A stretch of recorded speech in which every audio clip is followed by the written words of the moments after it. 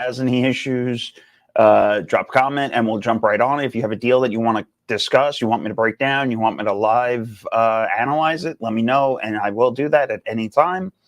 One thing I want to discuss today is cold calling. Okay, so it is something that even us that we do, right? Our team, we do cold calling. We don't do a lot of it. I don't do mass mailers.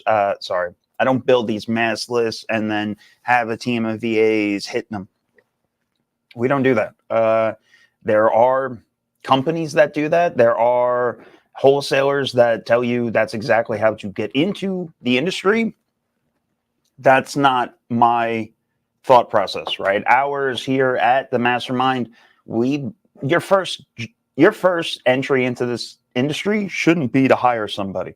Okay, you have to know everything about a deal in and out before you even start handing off responsibilities, right? Otherwise, how are you going to know if that person's doing a good job or not, right? You have to understand what you're good at, what you're not good at, understand what you're not good at completely, okay, as much as you can, and then hand it off. If you're just getting into this and you're thinking that cold calling is the way that you're going to go, you absolutely can do it. You absolutely can make a career out of it just by getting a couple a year. And it doesn't take much. We're going to break that down today. I'm going to break down the numbers that you need per week, how to build a list, right? I'm going to go over the avatar, all right? We're always talking about your avatar for buying and selling, knowing what that means. I'm going to break that down today, and we're going to review it. I'm going to use DealMachine. It is a great resource. I love it. I swear by it. We have a partnership with them. If anybody needs, let us know. We'll get you hooked up. But I'm going to use them. I'm going to specifically use them and then build lists and then throw those lists on the community. If you guys need them, you can work them. But yeah, it's going to be a good time. First off, I want to start off always, right? I want to get with kind of like a market update. If you guys don't know who Altos Research is, they are one of the,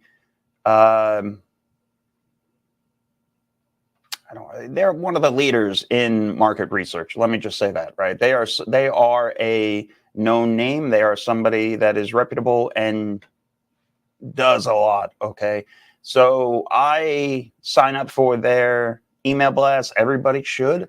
And it's just a good way to keep the pulse on the market. This is the president of Altos Research.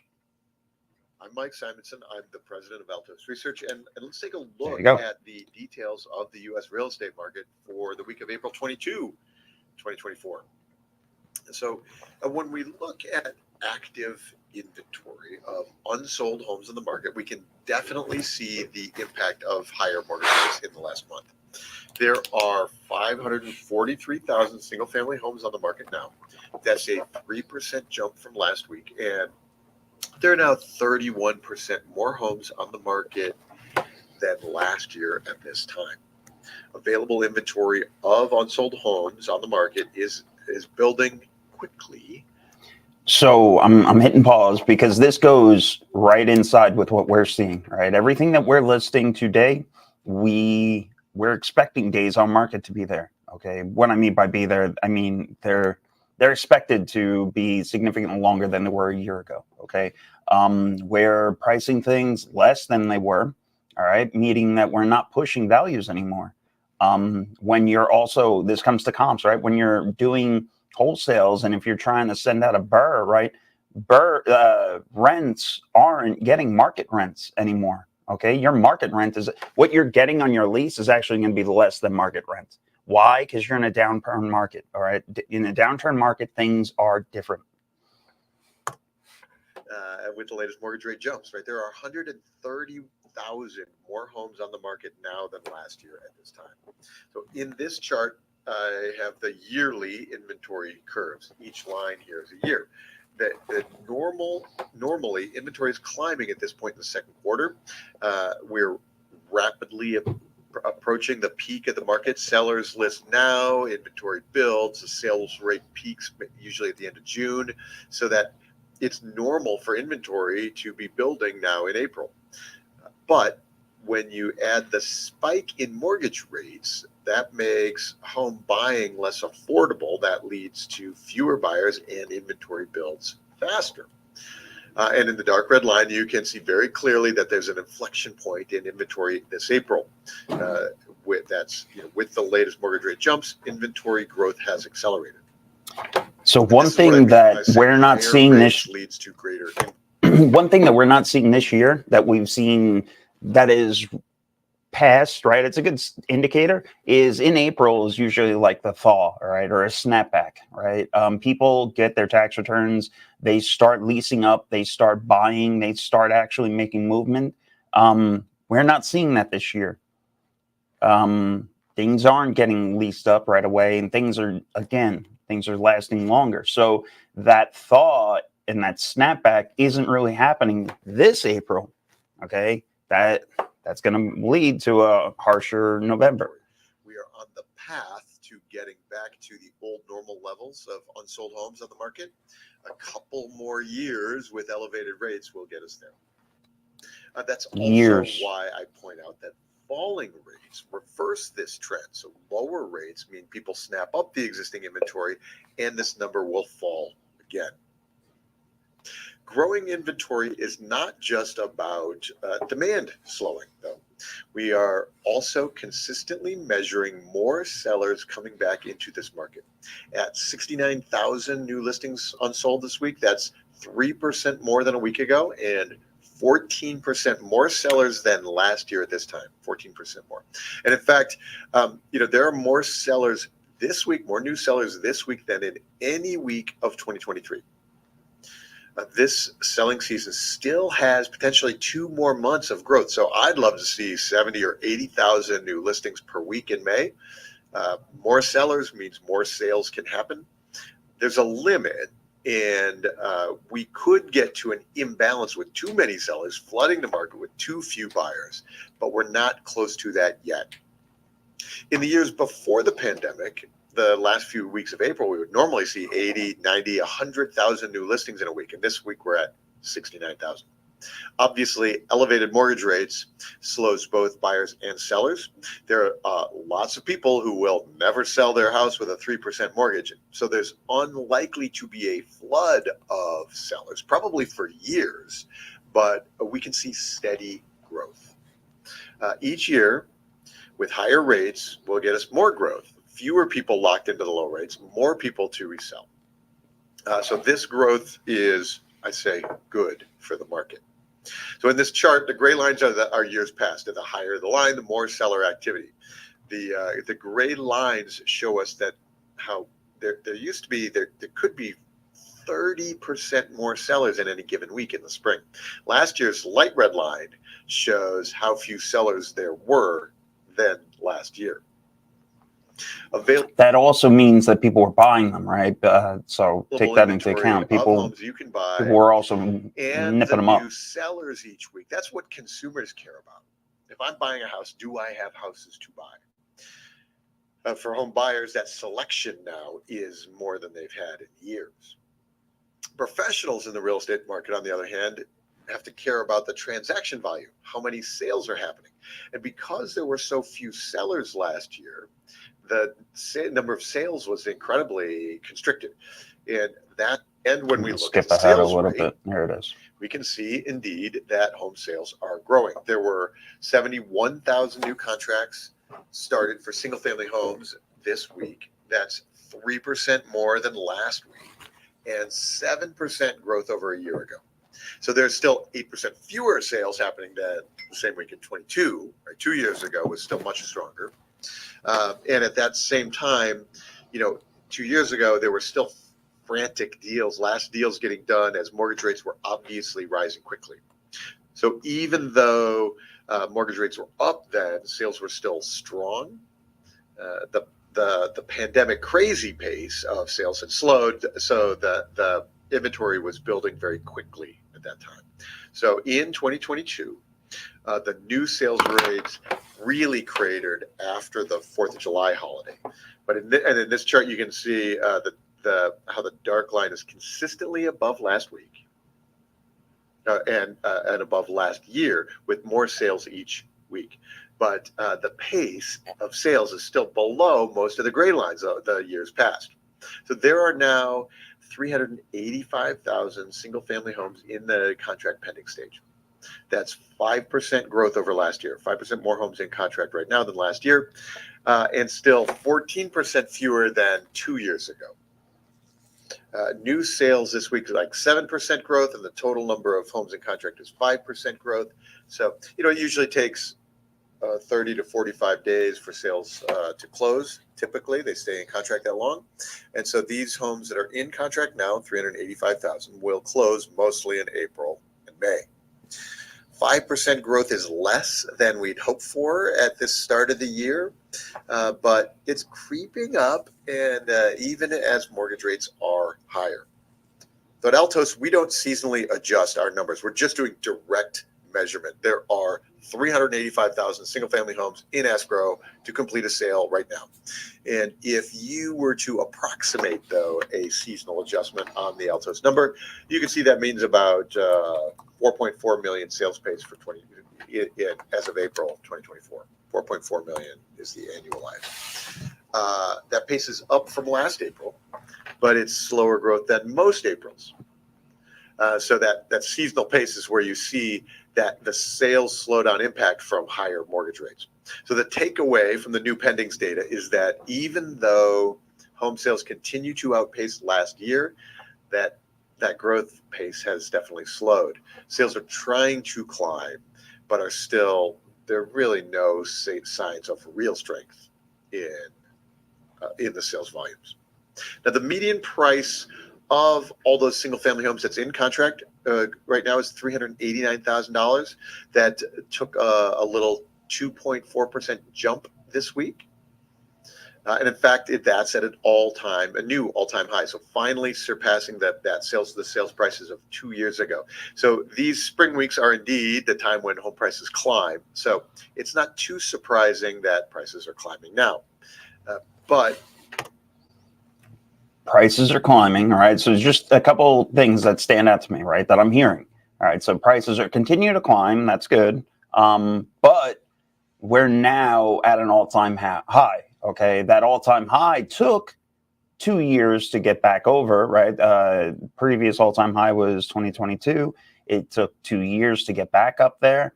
We are over there, but like he just got done saying, the numbers aren't strong, okay?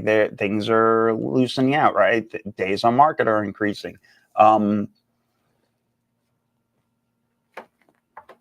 Take that into account, okay? Every time you make an offer, realize that, holy shit, we're at the top and we're slowly continuing to climb. So I'm not as bullish on my offers, right? So I'm more bearish. I'm more conservative with my offers, right? Because my time frame in these deals, that's what you have to think about. You're buying, yeah, I'm out at the peak, but you got to think about when you're selling, when you're closing, when your exit strategy, and that's where you're going to make your money, right? That's where you're going to collect your money. You make it on the buy, but you collect it when you sell, when that transaction finalizes, whether or not it's the refinance or it's a flip or you're a wholesale or owner finance, whatever it is, right? You're going to make it on the buy. So you better make sure your offer has all this information taken into consideration. Okay, what's going to happen in the next 3 to 6 months? We've been keeping a close eye on these home prices in the face of these rising mortgage rates. And in this chart, you can see how the prices of home sales going into contract, these are homes going into contract, they are 6% more expensive than a year ago. Last year at this time, home prices were lower than April of 22. But now we're back at the all-time high. So the previous peak was $395,000 2 years ago, and this week we're at $398,000. So that's the new all-time high there. What I find interesting in this price data is how slow this climb is this year. So the dark red line here is for this year. It is up only 6.6% from January 1. So there's an increase from January 1. Most years it's like 10% by this time in April. So as a leading indicator about how the year ends up, the price signals are much softer than usual. And did you hear that? I've been saying that all past 15 minutes, right?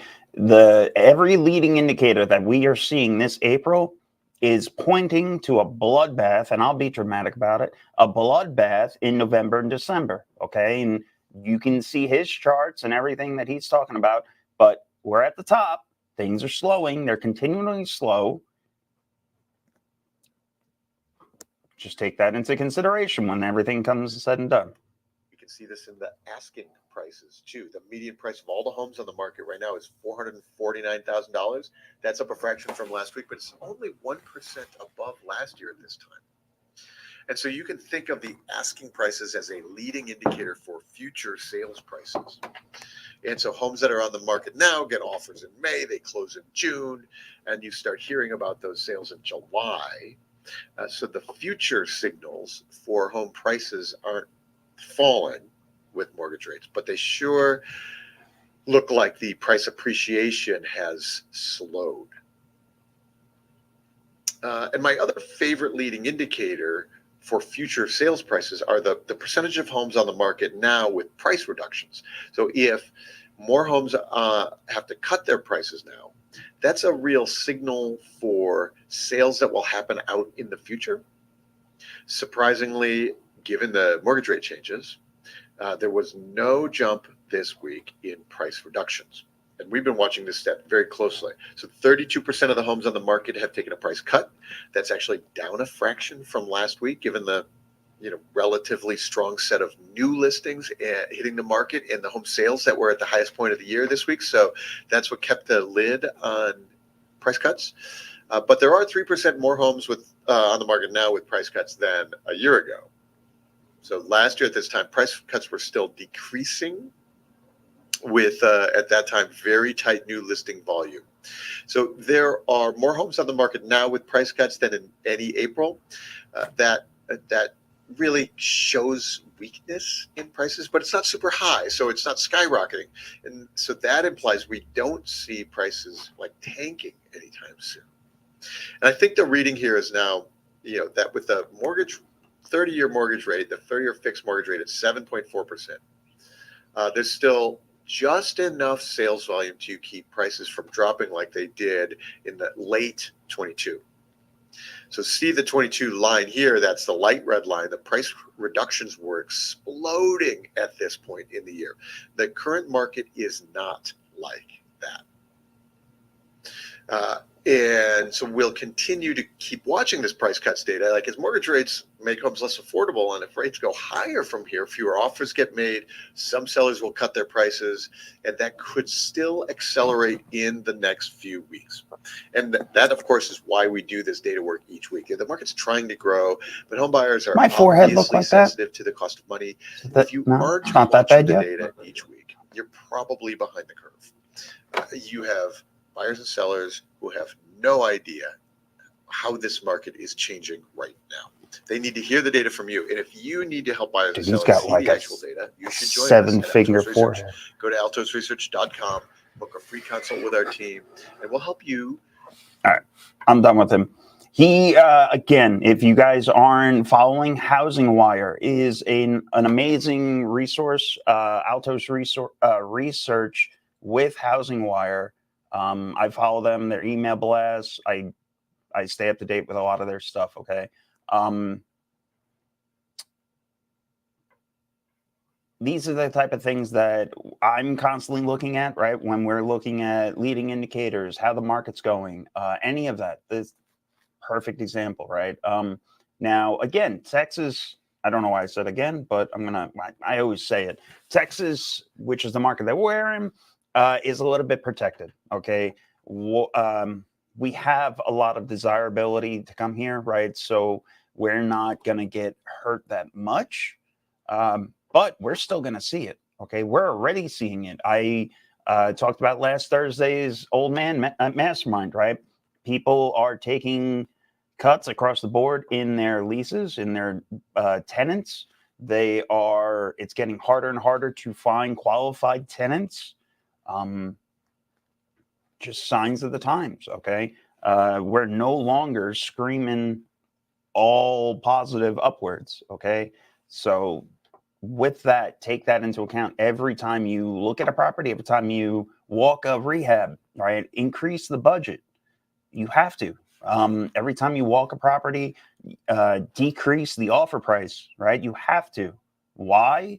Because in 3 to 6 months, it's going to be a different market altogether than you're currently sitting in. So you have to stay ahead of it.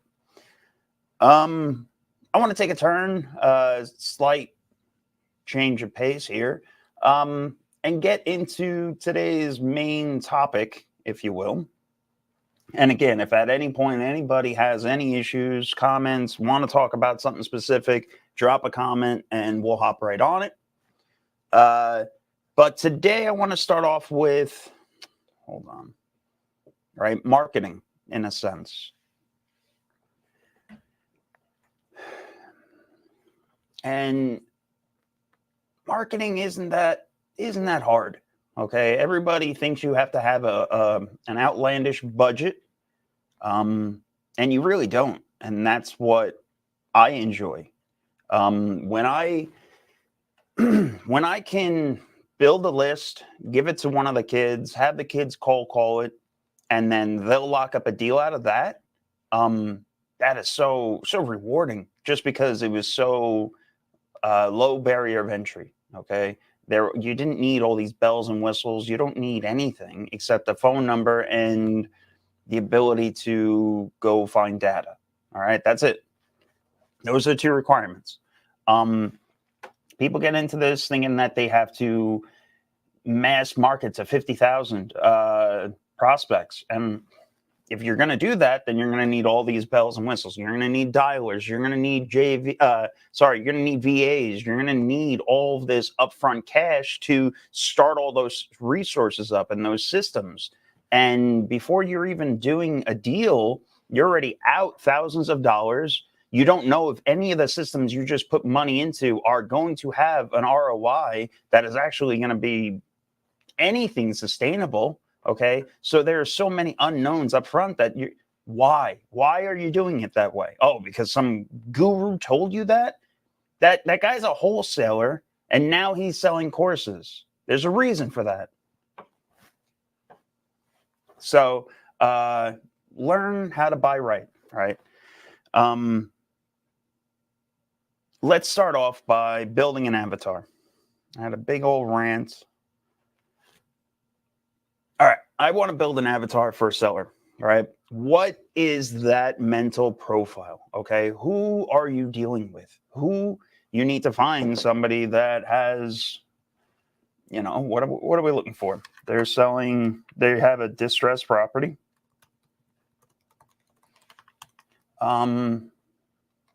They've been there for 10 years, right?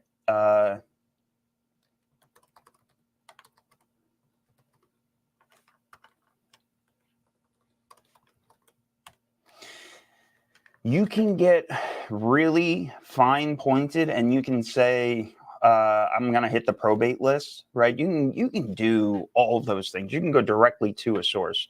I don't like that unless you're doing a direct marketing technique to them. Okay. What I mean by that is if you're going to do probate letters to probate list, yes, you have to do that, obviously. If you're going to talk about tax auctions and you're buying at the auctions, yes, you have to do that, right? But the way I'm going to show you today is broad spectrum, but you're going to narrow it down to your avatar.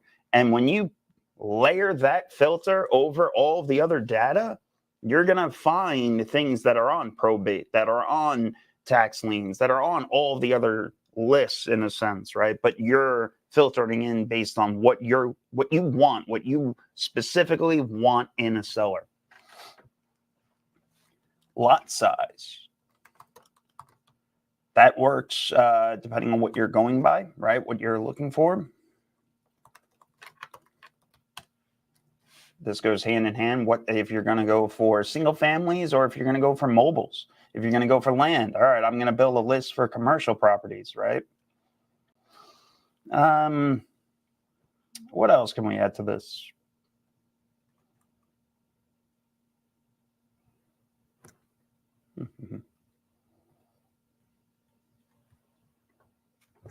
We'll come up with some while we're building it. How about that?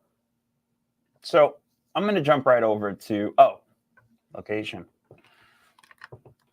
That's actually the first one.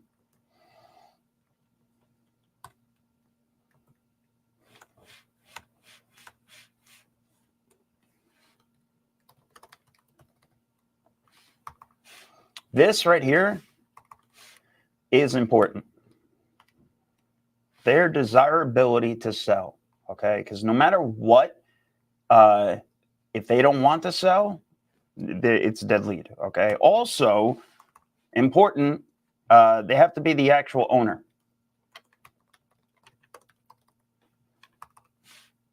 Okay, and why is that? Why is this one important?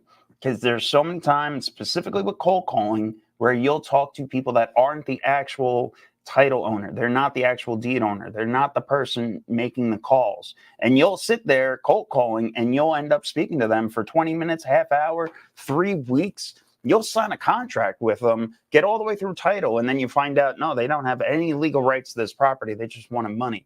But now you have title open. Now you find out who the actual legal owner is, and you start cold calling that person directly and working and solving problems.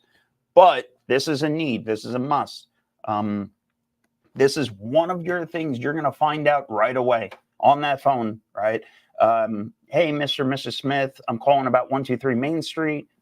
Wanted to know if you were willing to sell it or if you want to, entertain a cash offer, right? But you have to get that they're willing to sell, they want to sell, and it's the property owner, right? I'm looking for the owner of 123 Main Street.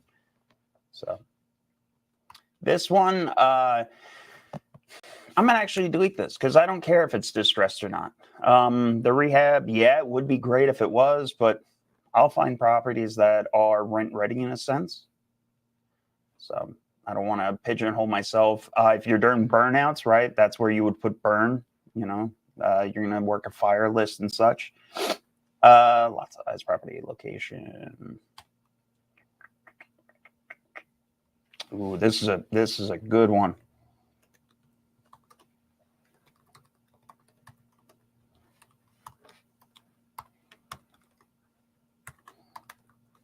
Owner occupied, yes or no?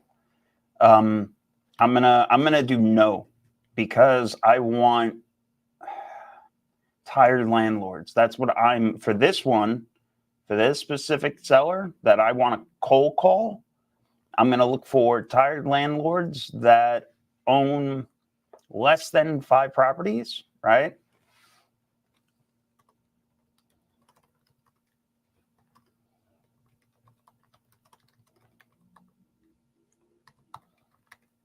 Okay. Owner occupied, no, I don't want the property owner occupied. And I want to make sure that owner occupied isn't, actually.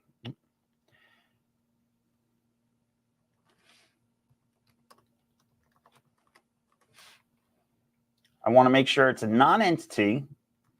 And again, you can cold call entities all day long. There are people that do that. But for my list, for this cold calling list that I'm building, I want to remove it. Okay. You can take the time and search entities and do the same exact thing. There are people out there that have an entity that only have 1 property in it, and they would fit this list perfectly. But for me, I don't want to filter out. I don't want to take the time to go and find those people. I want to just remove them right off the bat. If it's an entity, I don't need to go search it any further. There are plenty that I can find without them. So, all right. Let's go build a list, right? So now we have what an avatar is that I'm looking for. I want to go find them now, right? So this is DealMachine. DealMachine is, I think it's $100 a month, and you get unlimited skips. You get to build a list. You get to build a continual lead list, right? That's this right here. So hours right now, and I just build small lists for the team. Ours are only at 3,400, 3,500. You get to go up to, I think, 50,000 for free before you have to upgrade your plan. If you're over 50,000, good God bless, man, you're crushing it. So don't, unless you're doing bulk, right? So everything, Tommy threw me off with the background change. So anyway, all right. I keep on getting sidetracked. So let's say, no, you're fine. Give me a county, Tommy. I want Grayson.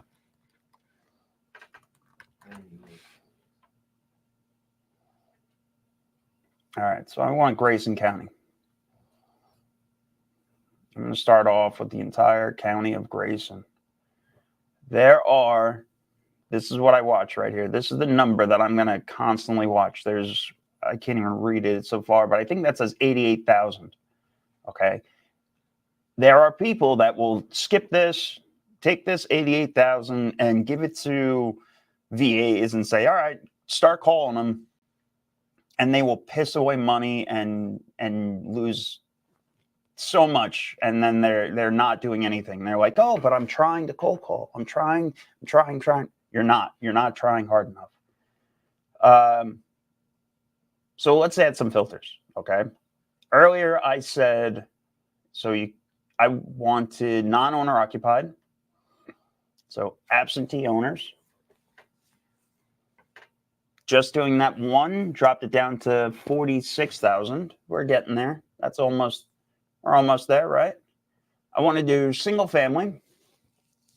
No, I don't want to do single family. Grayson County, it's out in the sticks, right?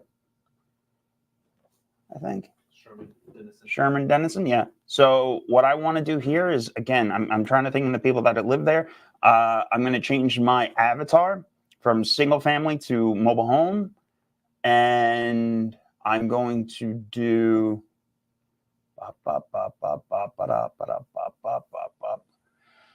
land. Okay, lot size. I'm going to do is between 0.6 and 1.9 acres.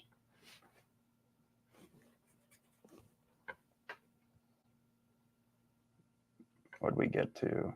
So right there, 423. I still want to dial it down a little bit more, right? So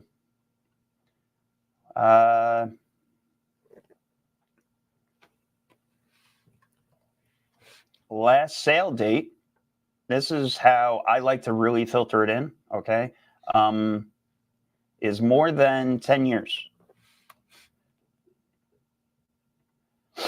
This is telling me that they have a lot of equity in it, okay? They've had it for a while.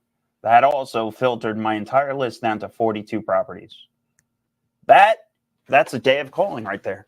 So when you're talking about cold calling, you're talking about statistics, you're talking about numbers, because that's all it is a numbers game. It's a numbers game, okay?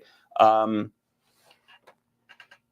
many reps can you put in before you get a deal? That's all it is. If it takes you 1,000 calls before you get an appointment or a lead, build lists of 100, right? Build lists of 100 and go through a list of 100 a day.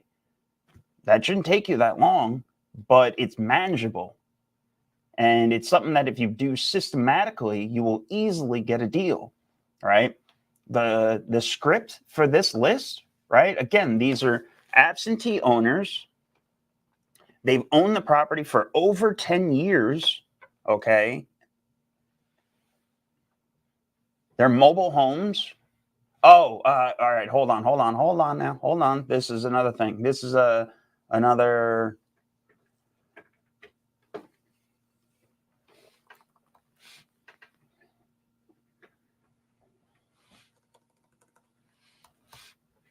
year built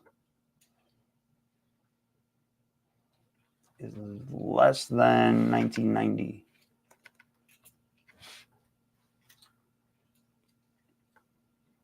Let's See if that filtered any more out. Yeah, so now we're down to 22. Okay, so the ones that we just filtered out were old and decrepit, and those are ones that you didn't want to call anyway, right? So this is 22 in Grayson County. Now I can easily, since I have Grayson here, I can easily add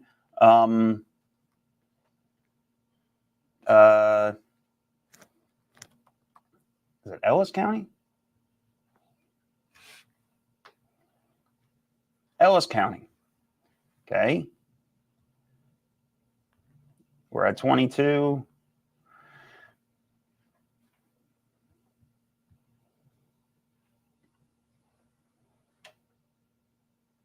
Back up to 43. Right? Just add a couple locations and build your list.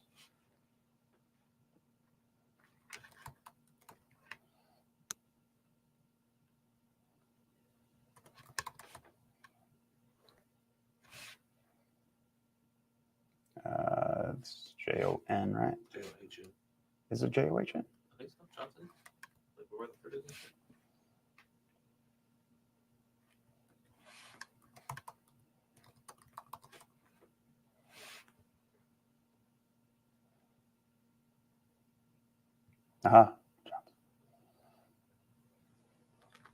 So the reason why I'm picking these specific counties, again, you have to think of the demographic. You have to think of the avatar that you're talking about, right?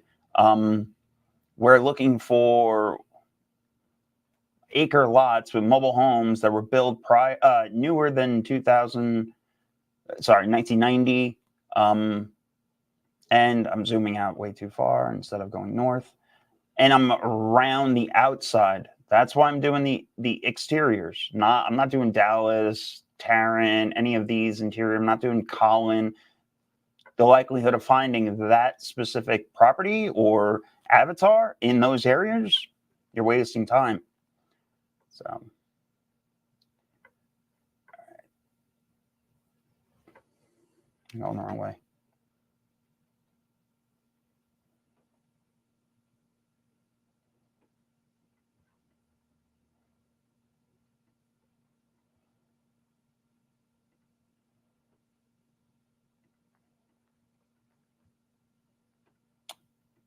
I lost my side.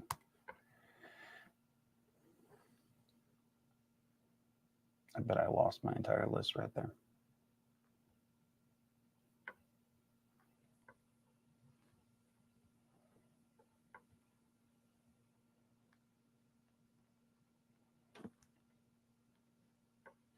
Oh, rats.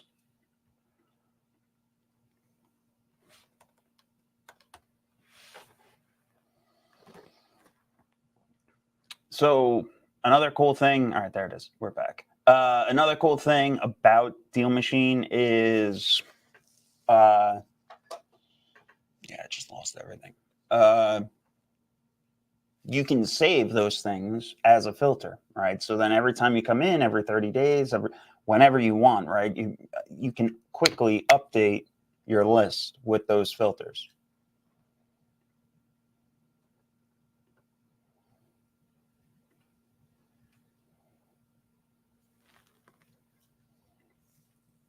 You can do up to 5 counties at a time. So again, you're able to build an extensive list quickly. But it's not how many properties you can find, right? Anybody can build a list in no time, but it's how good the list is, right? How filtered in is it? How unique are they? Are people actually reaching out to them, or are they just getting postcards?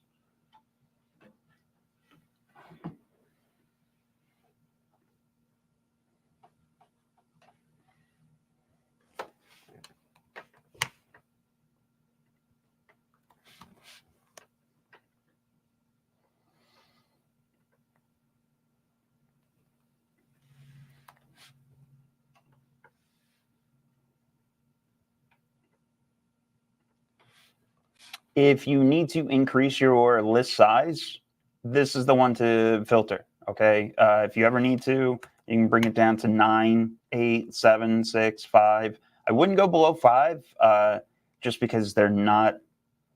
It's going to be more difficult for you to find equity. Okay, you're really going to have to work on that sales approach then. So the more equity there, the more room you have to work with. So keep that into consideration.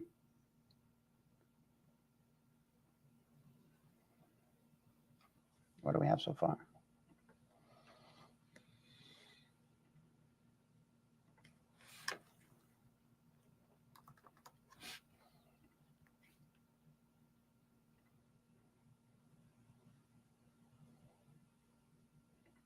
I think it's greater than 1990, right? That's how years work.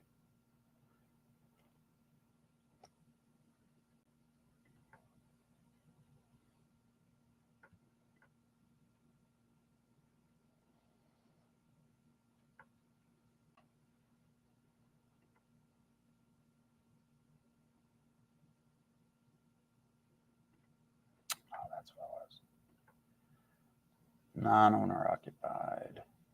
If you want to double this up, okay, and do out-of-state owners, that's another one. Like you can double it up and even make it that much more unique. Okay, those borrowers, they're out of a state. They're that much more. There you go. Thank you, Anthony. Sorry. Yeah, no, I was missing absentee owner. So now we're down to 318, right? Between these three counties. The phone call is a simple, hey, I'm calling about this property. Are you interested in selling? Boom, bang, boom. Would you want to hear an offer, right? And just repetition.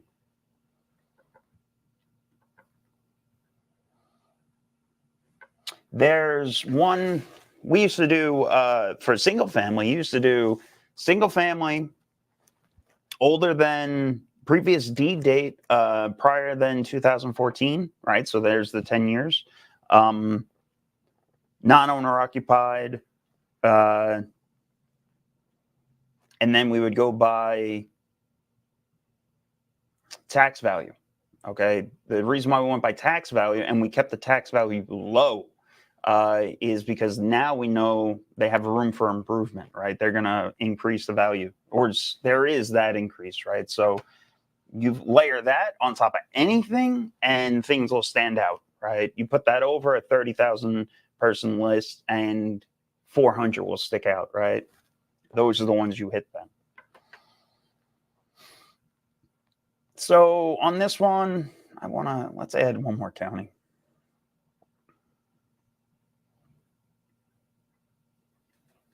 Where's Midlothian? I think it's a county. Midlothian is our.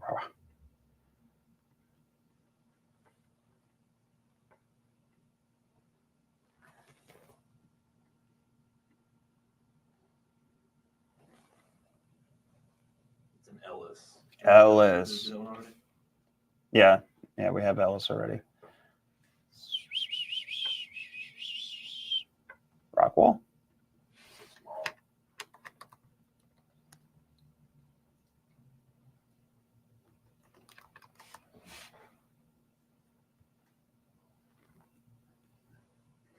I love how it's just legit square.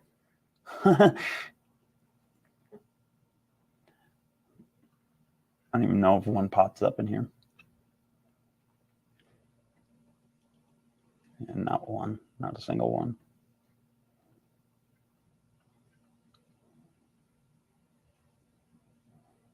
Department.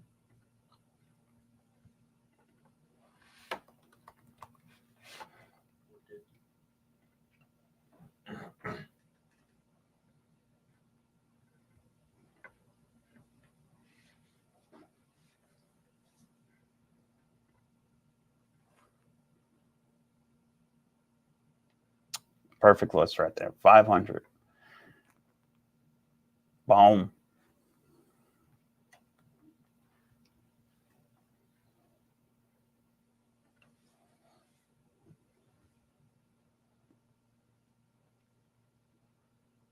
So, well, all right, this is unlisted, so I can show you this. But this is where I would usually get in trouble with YouTube, is showing this screen. But that's it, right? Like, go through here and just start making calls. She's living in Weatherford. How many other properties does she have? Sorry. I'm saying, is that Michael? Big Mike. Big Mike and the boys.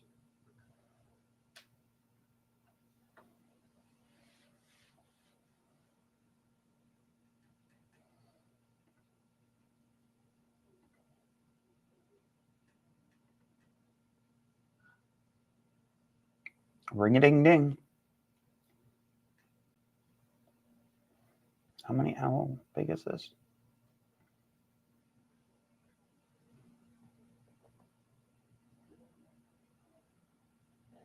It's 1 acre.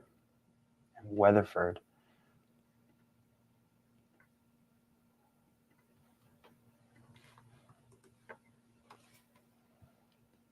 Oh my God.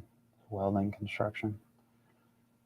Guy's whole fucking company's there. He's not selling.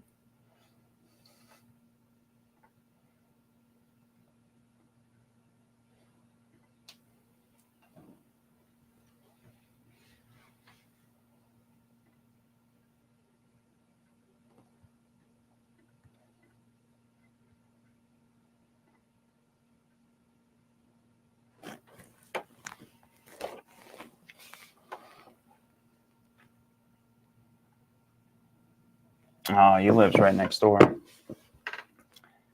He's not selling. That's his business. All right.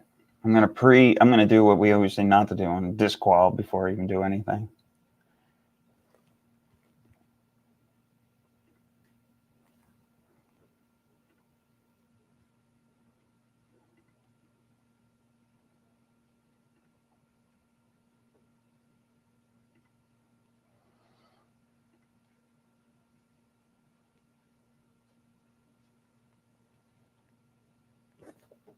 All right. Once that uploads,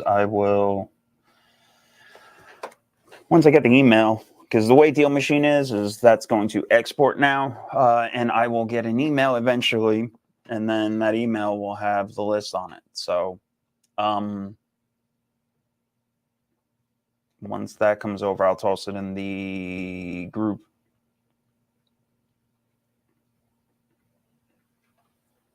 Oh, exported already.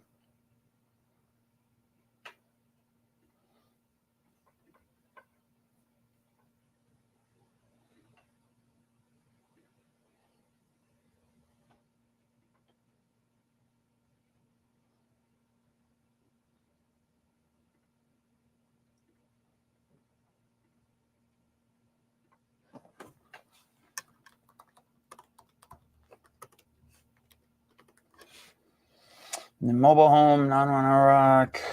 I'm just uploading it here. So non-owner rock, mobile home.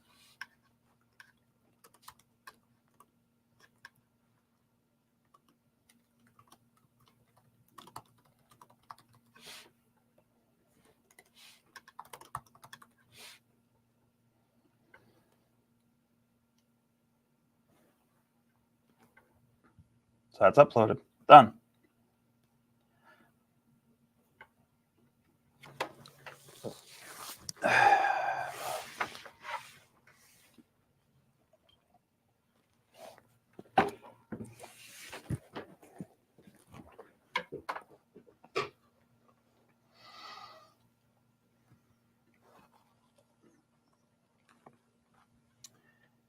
You can do the same. Am I still sharing? No, here I am. So the thing about lists that I love, okay, is when you break it down and you build a list, you can do anything with it.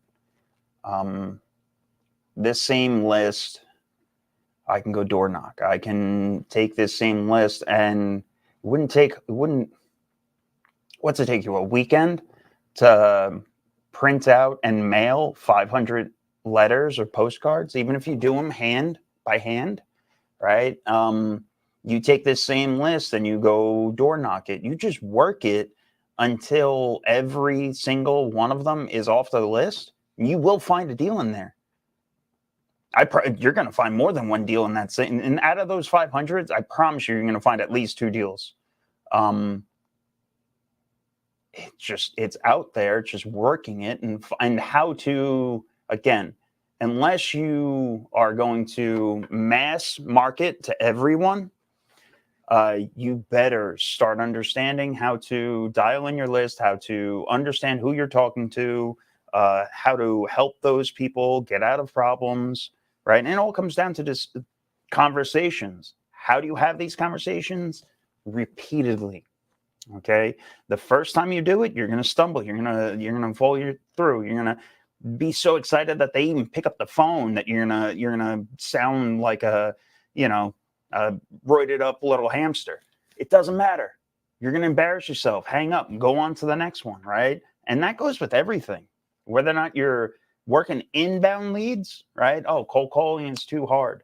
They're not motivated enough. They don't have enough desire to sell. That's fine.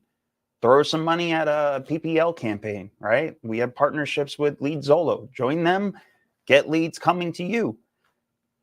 But if you still aren't used to talking to people and if you're not comfortable solving their problems and stuff like that, so again, it's just going to go to wasted marketing, which is fine. Your ROIs are just going to be a little bit worse, which is fine. Growing, you have to start somewhere. So as long as you're tracking all this and you are understanding where your problems are, you're always looking back, you're always learning, and you're always growing, that's okay. Don't make the same mistake twice. It's the name of the game. Real estate, you're going to fail. So it's just how to avoid costly mistakes, right? That's the important thing.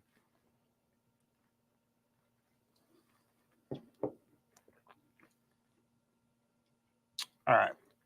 What other list do I want to build today? There was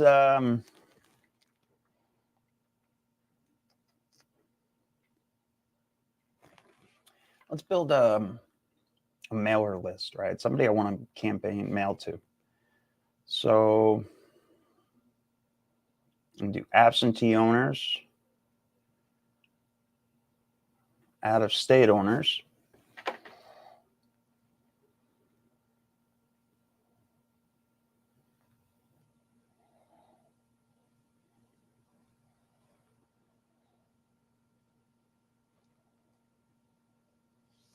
Anthony, if you got any questions or if anybody has any questions at any time, man, just drop them and I'll do whatever you need.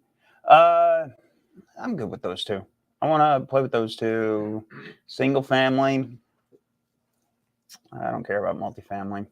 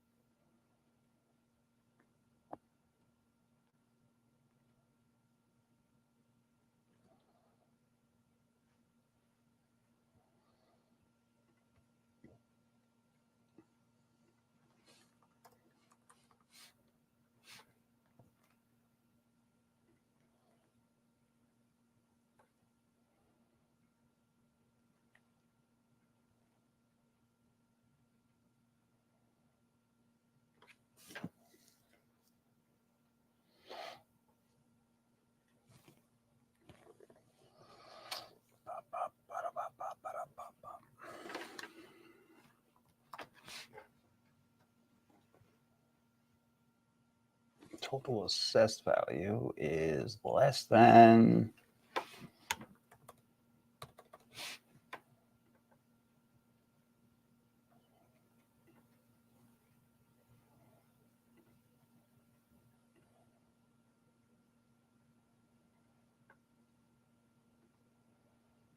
so this list right here, I'm comfortable with. It's 340 properties, okay, in 217. This list is single family properties. Last sale date was more than 10 years ago. Absentee owners, out of state owners, plus three bedrooms or more. The reason why I did 3 bedrooms is, and I usually don't always do that, but the reason why I did on this one is because I have total assessed value at 150. So adding the 3rd bedroom, I don't want something that's assessed at, low because it's a 2-1 or a 1-1. We can absolutely take that down and use it, but again, I'm just trying to filter out the excess, right? Because the way I'm doing this, the way I'm thinking about this, my thought process when I'm building this list is I'm just starting out. I don't have a lot of money to spend in marketing and to go and filter through all these people, right? So I'm trying to do a highly filtered, highly tuned list that I can easily manage as a one-person, game, right? As a one-person shop. Besides unlimited skips, do you prefer DealMachine versus PropStream for building list? Yes, but it's mostly just because I'm a little biased toward DealMachine. Nothing to do with the team or anything, right? Nothing to do with sponsorships or anything like that. I like their platform. I like their interface. I like their filters. You can always import, export out of there. Do we still have PropStream? No. So I've gone through all of them. And some point or another, I've used DealMachine, PropStream, Propelio. You kind of have to pick and choose which ones you want. We end up, for the longest time, we had them all. We were using one for one does one thing specifically that another one doesn't do, and it's always a pain in the ass. But you have to try not to get sold on marketing. What I mean by that is just pick one that you're going to use. Okay. I have so many people that I talk to that they sign up for stuff and then they never even use it. It doesn't matter the tool, as long as that tool serves a purpose and you're using it for that purpose, right? That's the big roundabout answer to say, I like DealMachine, but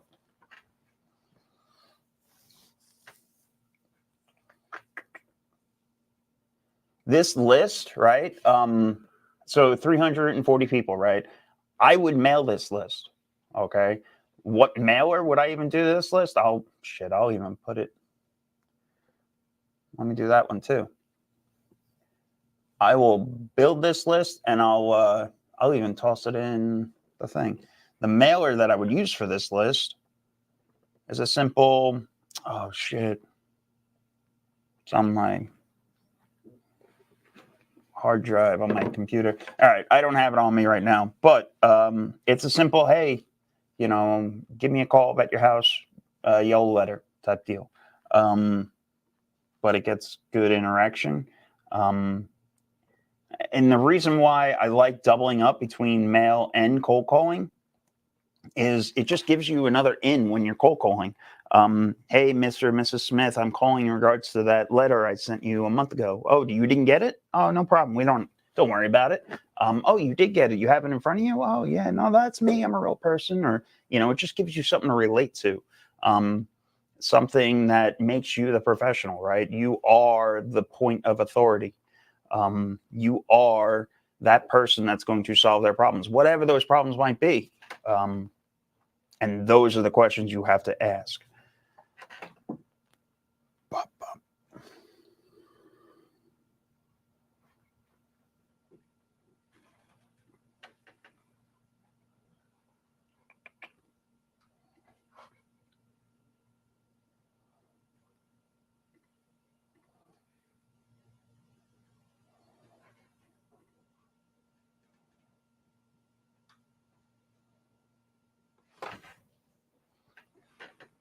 We also, Anthony, we also have, and we offer, we have access to Investor Lift. So if you ever want us, we can build you pull data from that and send it over your way.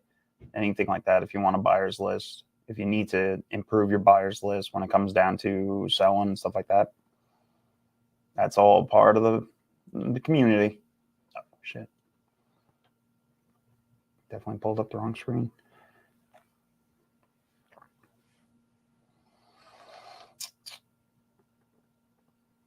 DealMachine also has mail in it. That is one thing that I do like about them.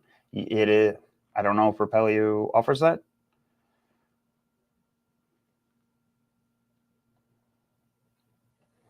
All right. So you're talking about for your dispo side that, all right. So analysis tool with PDF report, is that useful? The PDF report, what are you're looking to use that to sell, right? As a disposition strategy?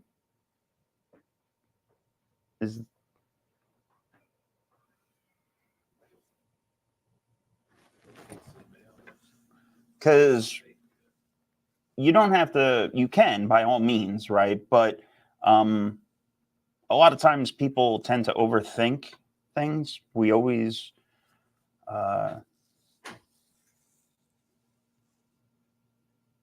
sorry, I'm trying to pull up stuff.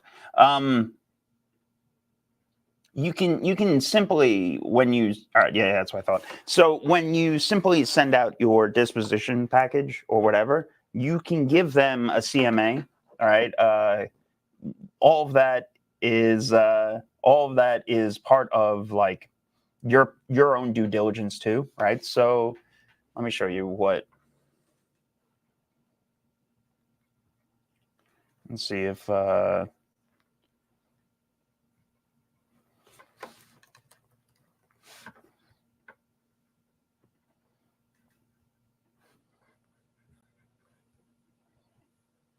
like this is one of Donovan's disposition packages, right? So it's just an email, gets blasted out. And we give the acquisitions team, right, gives the CMA and comps. We have the tax records, right? We have the CAD link. You don't have to, all of this is standard, right? When I mean standard, I mean it's data that's pulled from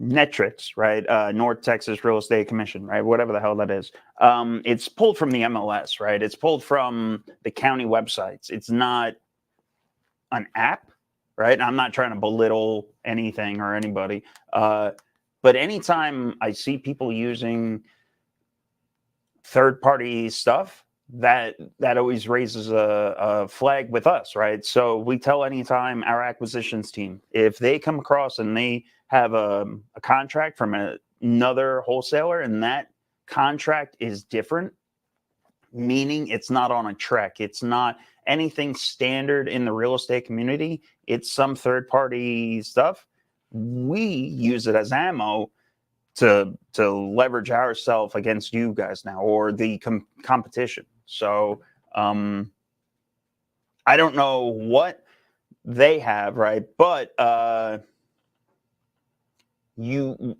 of the community, right, is we also have the deal out. I can't even talk anymore. The deal analyzer. So if you go to the first, I think that was like one of the first things I threw in here. So deals and trends, go to here. This is the deal analyzer, right? This is one that I created for the group, and download it and play with it all day long. Okay. Put every deal you see into it. Start looking at wholesale deals. You'll see I'll do segments where I pull up wholesale deals and I'll put it through that deal analyzer. And it's just comical if you look at the numbers, right? You would have to buy the deal. There was one I did last week where I turned around and I had to offer the wholesaler $4,000. just because the repairs aren't even budgeted in. Wholesalers don't know where their numbers come from, so you have to understand it completely. That deal analyzer, I don't know if you know, I used to be a hard money lender, right? So I took years of just looking at deals, knowing how to calculate them and stuff like that, and I just threw it all in there. That analyzer is amazing. I'm not patting myself on the back, but I'm telling you, it has a lot of shit in there. So play around with it, throw numbers into it. You can't mess it up. If you do, delete it and re-download it. So I should do, maybe this week we'll do a call on just the deal analyzer and actually breaking it down. Actually, maybe I'll do that tomorrow with Tony in a live call. We'll review some more deals. Those are always fun.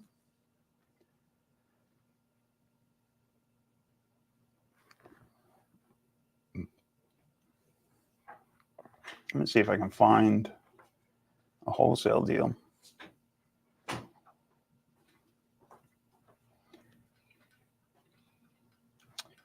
If you ever get a deal, by the way, and you need us to JV it or you need us to blast it out for you, we will. That's not a problem. And anytime you get a deal and you're locking it up and you need to, hey, what do you think about this? What does this offer look like? Just let us know and we'll blast it out. So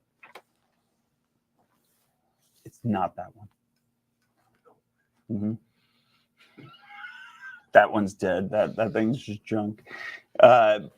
Plugged into the adapter, the tower is like a little thumb drive.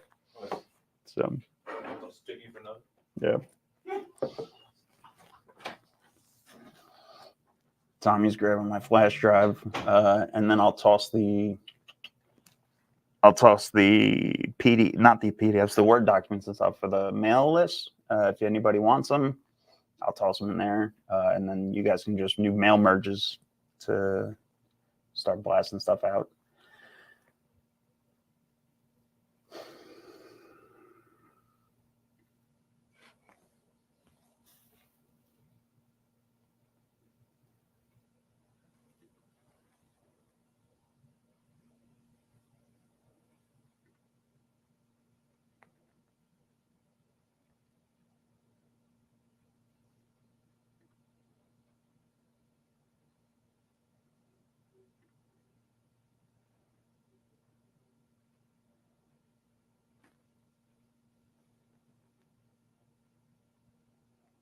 Mm-hmm.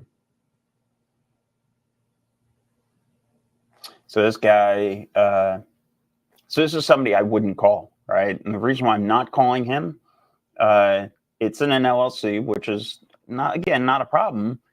But if you come over here, he has this thing at negative 359% equity. What he did was Robert Anthony Holdings. So what he did was he refinanced.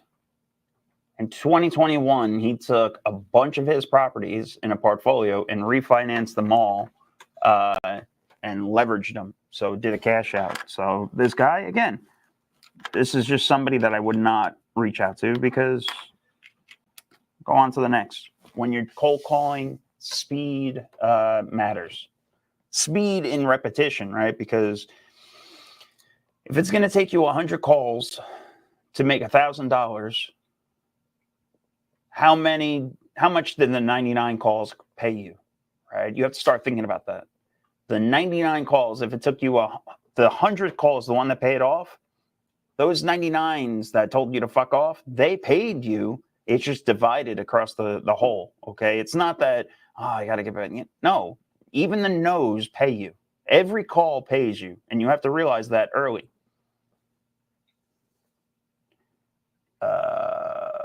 What was I doing here? Oh, my thumb drive. Nope.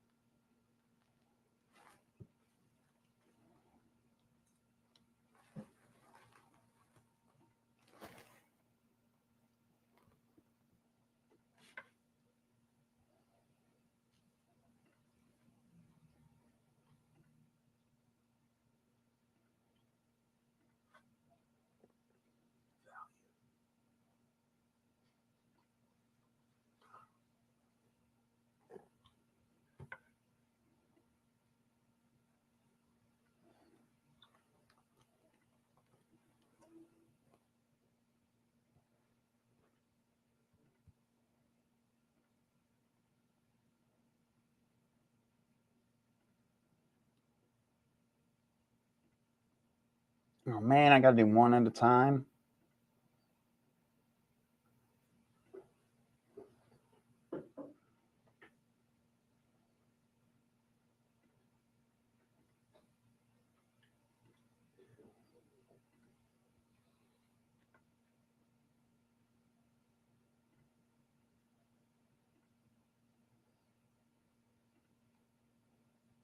So all of these, you know what the name of the game is with these? Same thing as always, consistency. Whatever you do, whatever you choose, there's no winning ticket. The winning ticket is inconsistency, right? Real estate is nothing more than consistent marketing.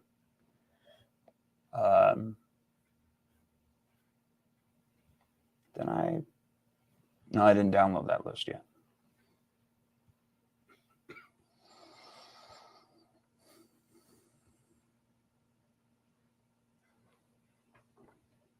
Oh, that was it.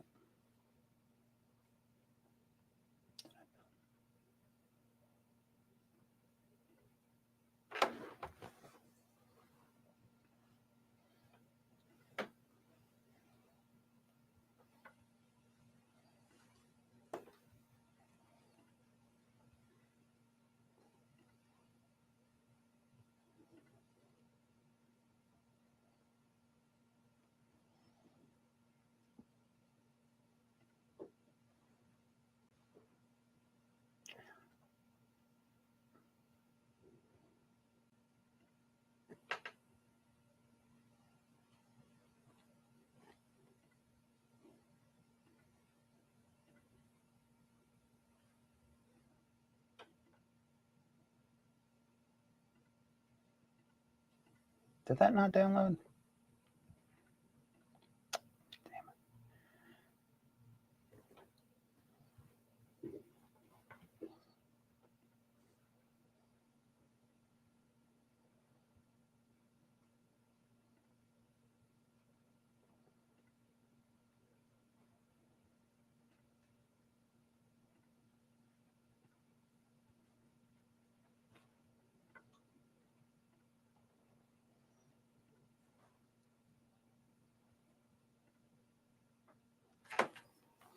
Holy hell.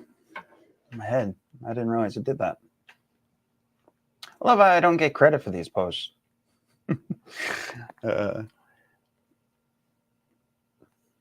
You can now, honestly, when you're first starting off, you can very easily add bells and whistles to this marketing strategy, if you will, to make your life easier, right? You can get a dialer, you can get something like call tools, or what's the one that Alex uses? It's highly recommended.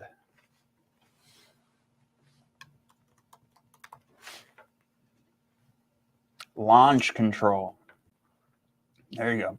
That's another one that I know of. Launch control. I don't know their costs or anything, but this is why I'm so adverse to building out systems and start using tools to make your life better. But you don't know what you need yet, right? So until you source an actual problem, right? Until you start running into headaches where, man, I can do 5, I can do 6 more deals, until you start realizing that you're going to start getting a return for using it, then it's not needed, right? And so many times we have like confirmation bias where, no, I know I need this, and then we'll start finding ways to tell us that we need it, and on all reality, you just got to pick up the phone and dial more, right? Right now, yeah, no, I don't want to go down that road. Yeah, I'm starting to ramble. Well, I've been rambling for 2 hours. That's the whole point of this shindig, right? But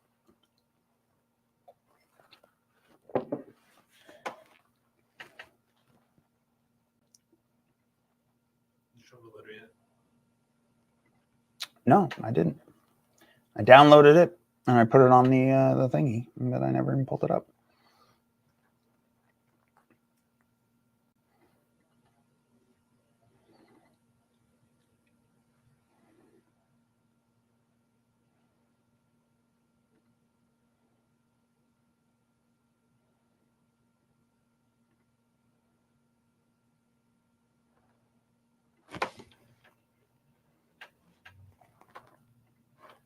So, wait, where am I? This is an example of one of our mailers that we send out. When I print this out, I print this on yellow line paper, right? It looks like a yellow notepad. And the printer, I know this handwriting doesn't look that great, but honest to God, it's close enough. Okay. That's all that matters. People, do you know how long? And even still, we spent over a week going through different fonts and everything, and none of that matters. Do you know what matters? Consistency. That's what matters. So, starting and not stopping. So when you're doing stuff like this, right, all you're doing is you're going to go to mailings up here. You're going to start a mail merge.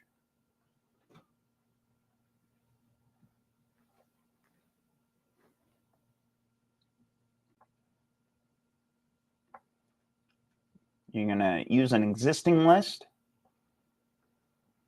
And I'm going to use the list that we started earlier. I have to strip the list a little. What does that mean? It's because you get this error.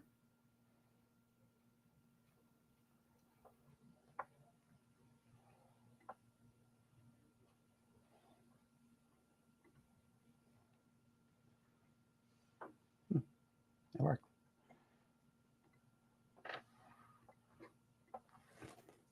So we can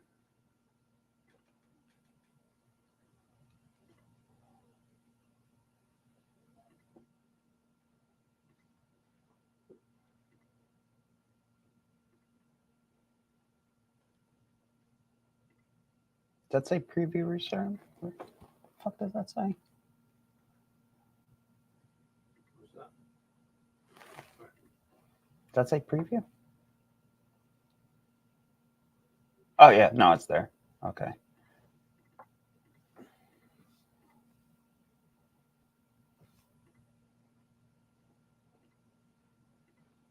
Yeah, this one's fucked.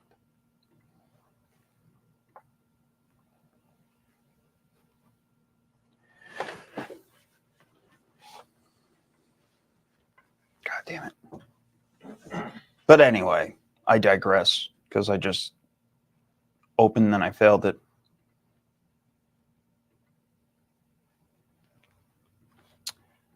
You would use any of these letters and you would just use a mail merge with the listings, and you are going to always use the mailing address, not the property address, right? For when you're sending them to, because they're all non-owner occupied, or they might potentially be non-owner occupied, right? So the list that I all did was non-owner occupied. So when you're taking that into account, right, when you're doing marketing, take that into account, right? Whoever you're reaching out to and whoever you're discussing with. So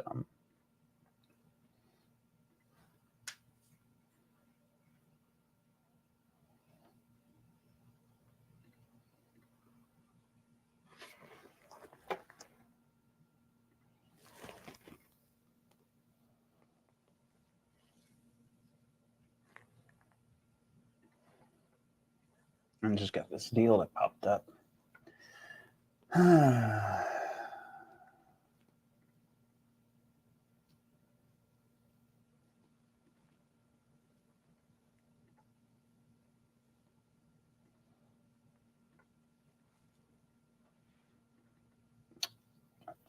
hate when that happens.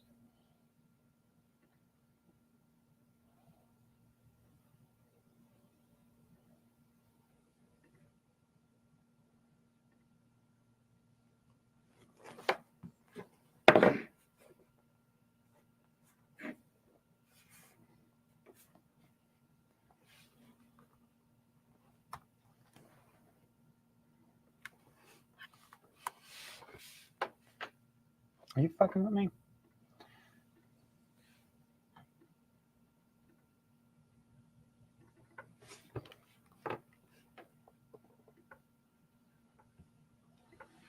This is another thing I like about DealMachine. Well, they all do the same shit, right? They all do comps and everything like that. So, again, it comes down to the tool that you are going to use.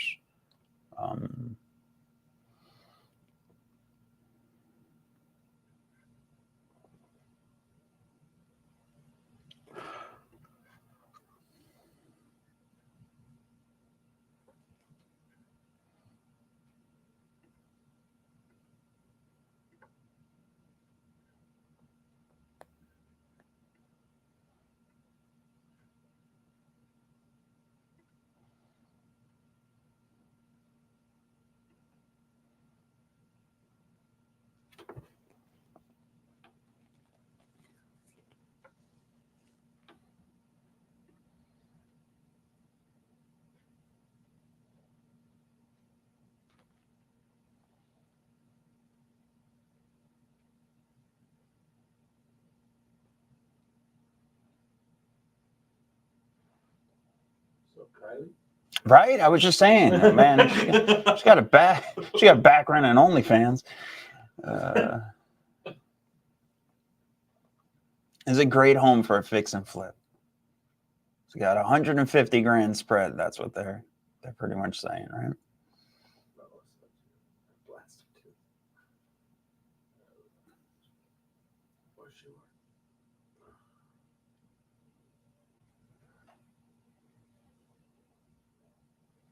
Any seller? You are strictly prohibited. Contact any seller. Hello. Oh man, I want to reach out to her. Just hi. I want to hit up a different seller. Am I allowed to? Fuck.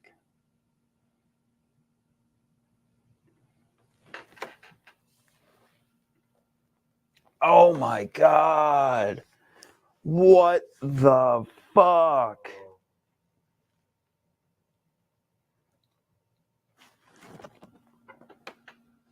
Bro, grandma's house.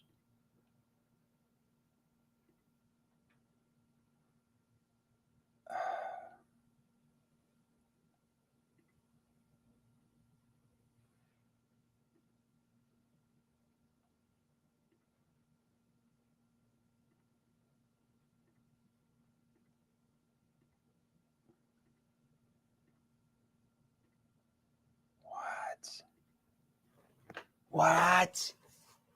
Bro, I'm getting nightmares. Look at this. Who slept there?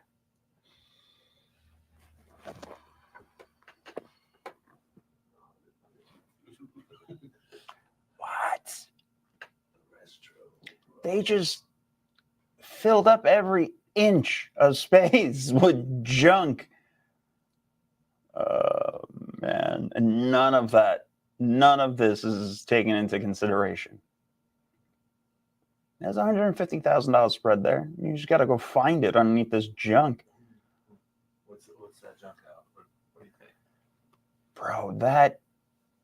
What's the square footage? 21? 2100. 2,100 square feet of pure junk. That is at every single piece. Every single inch of that house is junk. I bet it's 20 dumpsters. Then you'd get demo.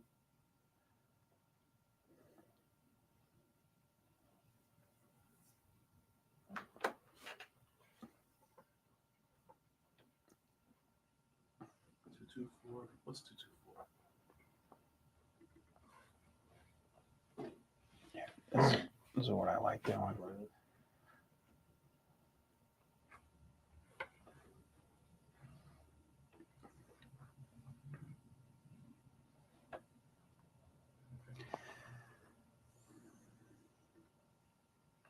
Let's do this right.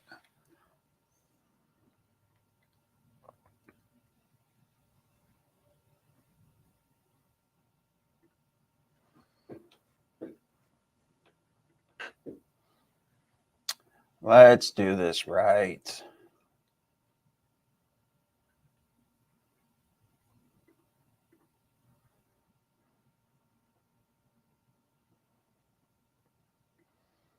Pull up the tax information from MLS. You can also just go to DCAD and find all this out, but I like going through MLS because it will give you an AVM and such.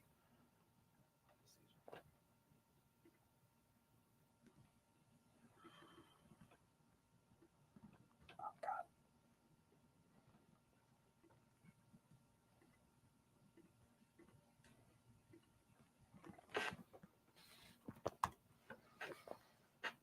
$15.50 driftwood. So this score right here is going to tell you how easy it's going to move, right? So when you go to sell this, if this is down here, it's a shitty neighborhood. You know, it's going to take more days on market. This being right in the middle, it's telling you exactly what it is. It's in the middle. It's going to be an average. AVM is what I was looking for. And this is calling it 338. So you have a 312 to 364. They're calling it a 450. Well, what did I just say? 360? Is that what I said? Yeah, we'll call it 360. I'll give him 360. Yeah, give him the top end. Thanks for looking up. Rents.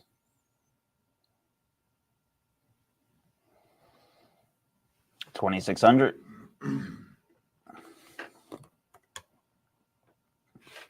What was square footage? 2,100.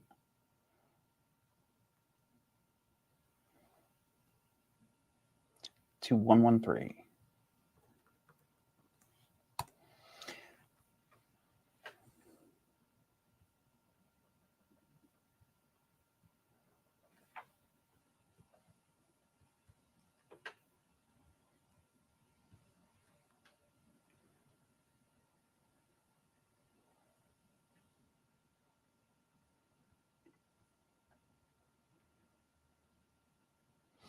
Man, if you buy it, I just saw your comment, Anthony. If you buy it, you get to keep everything in it. You buy it sight as is. That's the beauty of it. So you got to take that junk out into consideration, right? I bet that's a $10,000 junk out, just clean out alone.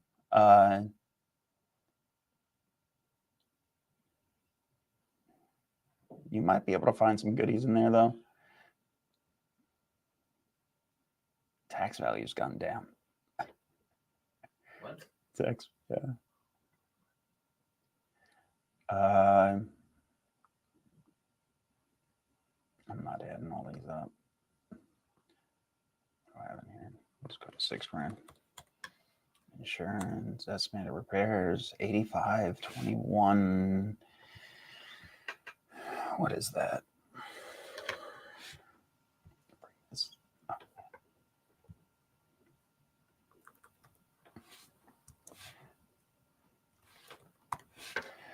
Dude, even 100. On the cheap side. Yeah. 85 is on the cheapest side possible, right? This is lipstick. Lipstick on a pig is 85 grand. So my suggested buy price would be 230, but they want us to buy it at 300. So this is where, like, again, my suggested buy price is 230 based on all these other numbers. He's at 299. Deal does not make sense. So we're buying it for 299 plus 85 with closing costs. Oh, fuck.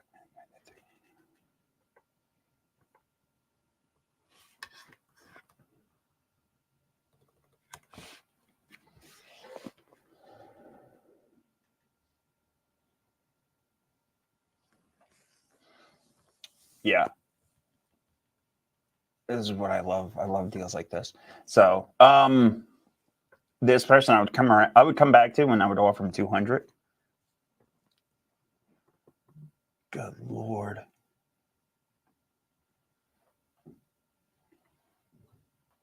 If you're not yet, hop on every wholesaler's list you can and just start looking at deals, right? All of this yard's going to take a couple grand to get cleaned out.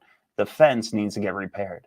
Back is just cleaning. All of this goes out to the junk. Yeah, you can have an estate sale and waste 2 weeks trying to get a couple bucks, but at the end of the day, all of this is junk. All of this has to get redone, right? This top has, all of this is trash. This wallpaper has to come down.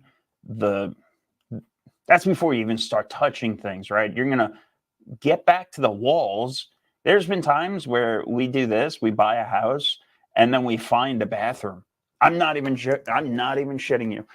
There are times where we've cleaned out a property that was a hoarder house just like this, and we found like a master bathroom back there, and we're like, holy shit, we didn't even know it was here. Yeah, the house overall, and that's their argument, I promise you, their argument, these dipshits, wherever that deal is, I'm on it, I'm just looking at the photos. They're saying that it just needs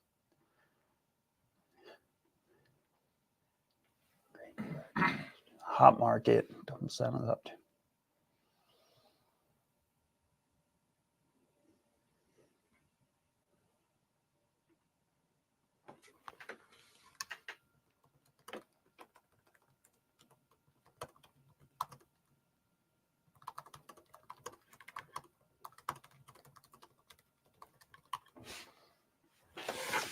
Let's hit up this broad.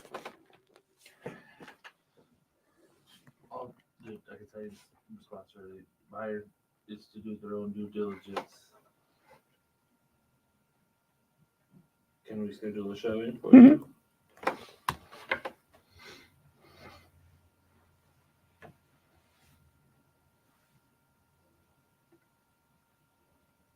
Oh, she's got a cute dog.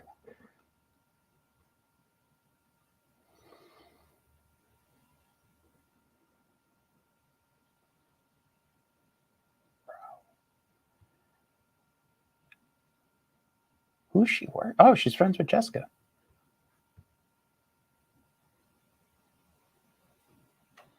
I feel like I just saw this house.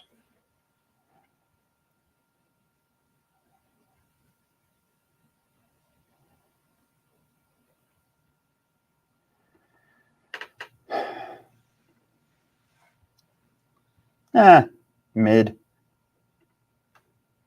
Don't do that. Take your shirt off. Give me your 401k.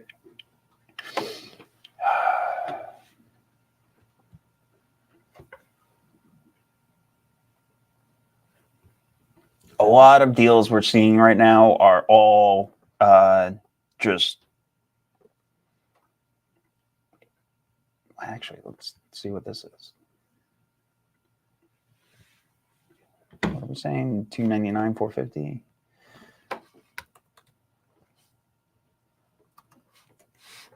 Oh fuck! Did it backward. Yeah, 66. People are sending out deals at 70% no repairs, and it just doesn't make sense.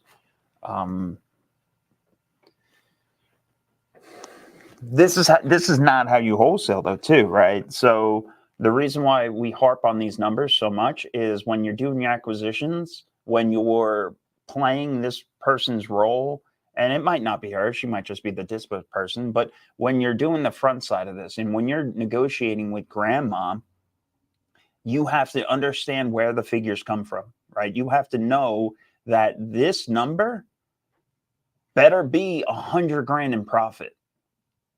Because unless this number is 199, right? If her purchase price, let me put it that way. If they don't have 100 grand in spread in this deal, then it's not a deal that makes sense. Okay. If they only have this under contract for 270 and they're trying to make a quick, 30 grand on it, doesn't make sense. Like we discussed earlier, you're not doing service to the seller. Okay. You're going to end up having a drop contract, whatever. This looks like a probate deal all day long. This looks like grandma is getting put into a home, right? Obviously, she can't take care of herself anymore, or she just recently passed. But a lot of times you need to take the net proceeds out of this sale and put it to grandma's future living expenses. So a lot of times people are counting on that money. If you can't provide for them, if you made promises and you can't keep them, you're just breaking, you're not doing your duty, right? Your financial, what the fuck? See, yeah, look at all this rotted wood all the way around, right? Like these are the things I'm going back through and I'm peeling it apart more. I'm taking the onion down, right? All of that needs to get replaced. And I promise you, this wood is probably, the soffit is probably rotten all the way through. You're going to need a roof. I wasn't kidding when I said 85 grand on this house is light. So I don't know what number she had in there. I messaged her to see if I would love to get what number they figure. But man, I've ripped wholesales apart all day long like this. Well, this is the street view. The one before that was this one. Yeah. Yeah. Does it say home key? House key? They sent someone to take pictures. Is that on everyone? Yeah, home key. So they're even going to take their own pictures. Bro, what's home key? This is virtual. Is that what that is?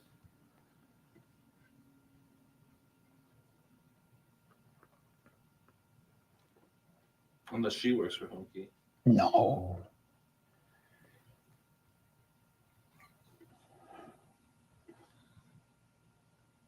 I don't think that's that, but Home key photography, man? Home key. I don't know.